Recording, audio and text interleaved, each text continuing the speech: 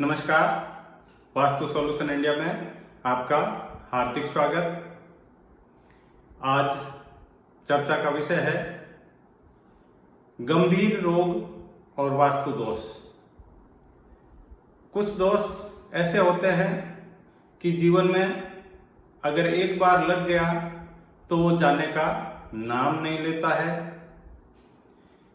इन दोषों के पीछे बहुत सारे कारण होते हैं, अनेकानेक कारण होते हैं। उन अनेकानेक कारणों में एक कारण हमारे घर की वास्तु होती है, उसके बारे में चर्चा करेंगे।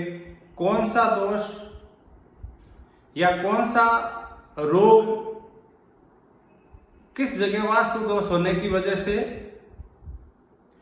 हमारे शरीर में उत्पन्न होता है, इस पर चर्चा कर रहे हैं। दोस्तों, जहां भी वास्तु की बात आएगी सबसे पहले दिशाओं की चर्चा करना अनिवार्य होता है। उसके बाद 81 पाद वास्तु को आम भाषा में वास्तु के छोटे छोटे टुकड़े करके पढ़ने के लिए, अध्ययन करने के लिए 32 जो बाहरी देव है उनका अध्ययन करना पड़ता है, ब्रह्म स्थान का अध्ययन करना पड़ता है, फिर पंचतत्व, रंग और बहुत सारी छोटी छोटी इकाइयां जो घर में होती है उन सभी का अध्ययन करके हम ये पता लगा सकते हैं कि इस घर में रहने वाले व्यक्ति को इस दोष की वजह से फला रोग का सामना करना पड़ सकता है। आज जो रोग के बारे में चर्चा कर रहा हूं वो है कैंसर। कैंसर एक ऐसी बीमारी है जिसको लग गई सो लग गई, अब जाने का नाम ही नहीं लेती है। न उस कैंसर को बहुत बहुत रेयर केसेस में ठीक कर सकते हैं मिडिल क्लास व्यक्ति। इस बीमारी का इलाज भी नहीं करवा सकता है क्योंकि बहुत महंगा और लाइलाज बीमारी जैसी हो रही है।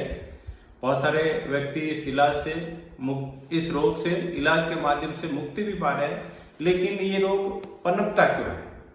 हमारा मेन चर्चा का विषय है कि कौन से वास्तु दोष की वजह से ये रोग लागू होता है। मैंने अभी पूर्व में चर्चा की थी कि दिशाओं का ज्ञान अनिवार्य है, तो मैं आपको मोटा मोटी तौर पे बता दूं कि वास्तु में 10 दिशाएं होती है। आकाश और पाताल को छोड़ने के बाद में 4 मुख्य दिशाएं होती है और 4 कोण होते हैं। जो मुख्य दिशाएं होती है वो होती है उत्तर, पूर्व, दक्षिण और पश्चिम, और जो कोण होते हैं वो होते हैं ईशान, आग्नेय, नैऋत्य और वायव्य। ईशान कोण जो कि उत्तर और पूर्व की संधि कहलाता है, आग्नेय कोण पूर्व और दक्षिण की संधि कहलाता है, नैऋत्य कोण दक्षिण और पश्चिम की संधि कहलाता है, और वायव्य कोण पश्चिम और उत्तर की संधि कहलाता है। अगर किसी रहवासी इकाई के आग्नेय कोण में वास्तु दोष है, यहां पर वास्तु दोष का मतलब होता है गंभीर प्रकार के वास्तु दोष। आग्नेय कोण का जो प्रतिनिधित्व है वो पंच तत्वों में अग्नि तत्व के पास है, और अग्नि तत्व का जो एनिमी तत्व है, दुश्मन जो है, दुश्मन एलिमेंट है वो है जल एलिमेंट। वाटर एलिमेंट फायर का सबसे बड़ा दुश्मन माना जाता है।